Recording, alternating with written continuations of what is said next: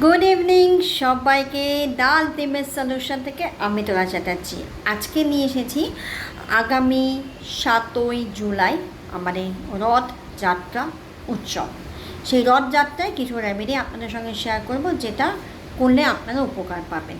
প্রথম হচ্ছে ওই দিনকে সকাল 6:30 থেকে পরের দিন বিকেল 5:20 পর্যন্ত থাকছে রথযাত্রা তিথি।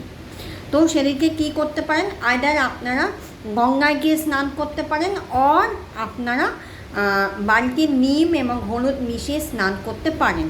আর কি করতে পারেন, জগন্নাথ দেবকে বাড়িতে যদি বিগ্রহ থাকে তাহলে জগন্নাথ দেবকে আপনি সাদা এবং হলুদ ফুল দিয়ে এবং সাদা চন্দন দিয়ে পুজো দিতে পারেন। আর কি পারেন, আর হচ্ছে 11 রকমের ফুল, 11 রকমের ফল এবং একটি হলুদ কাপড়ে 11টা কড়ি, সেই কড়ির মধ্যে আপনাদেরকে কী করতে হবে, সেই কড়ির মধ্যে আপনাদেরকে কেশর লাগিয়ে দিতে হবে এবং 11টা শুকনো হলুদ একটি হলুদ রঙের কাপড়ে নিয়ে সেই কাপড়টা ভালো করে বেঁধে জগন্নাথ দেবের পায়ের কাছে রেখে দিতে হবে।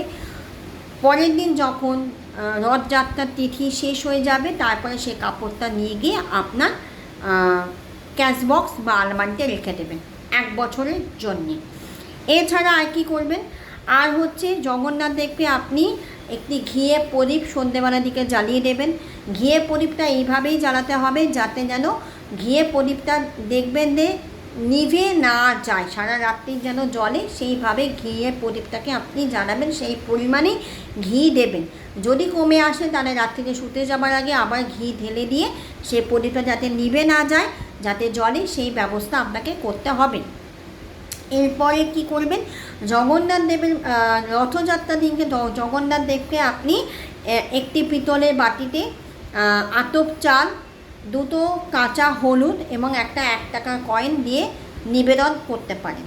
এবং যখন এই তিথি শেষ হয়ে যাবে সেই আতপ চাল এবং কাঁচা হলুদ এবং 1 টাকার কয়েনটা কোনো গরিব মানুষকে দান করতে পারেন। এছাড়া কি করতে পারেন, এছাড়া হচ্ছে 108টার তুলসী মালা বা 58টার তুলসী মালা তৈরি করে ভগবান জগন্নাথ দেবকে অর্পণ করতে পারেন। যাদের বাড়িতে জগন্নাথ দেব নেই, যাদের বাড়িতে জগন্নাথ দেব মানে ছবি নেই বা বিগ্রহ নেই, তারা নারায়ণকে এই যা বললাম নারায়ণের বিগ্রহের সামনে করতে পারেন। আর নারায়ণের যদি তাদের বাড়িতে নেই, তারা গোপালের সামনে গোপালেরকে এই জিনিসগুলো করতে পারেন। আর কি করবেন, রথযাত্রার দিনকে যথাসাধ্য আপনারা একটুখানি দান ধ্যান করবার চেষ্টা করবেন। আর হচ্ছে এই দিনে যদি গাছ বা বৃক্ষরোপণ করা যায় ভীষণ ভালো একটা রেজাল্ট দেবেন। এগুলো করে দেখুন, অবশ্যই ভালো রেজাল্ট পাবেন। জয় জগন্নাথ, খুব ভালো থাকবেন এবং রথের দিনটা আপনাদের জীবনে খুব ভালো কাটুক, এই আশা নিয়ে আজকের এইখানেই এই ভিডিওটা শেষ করছি।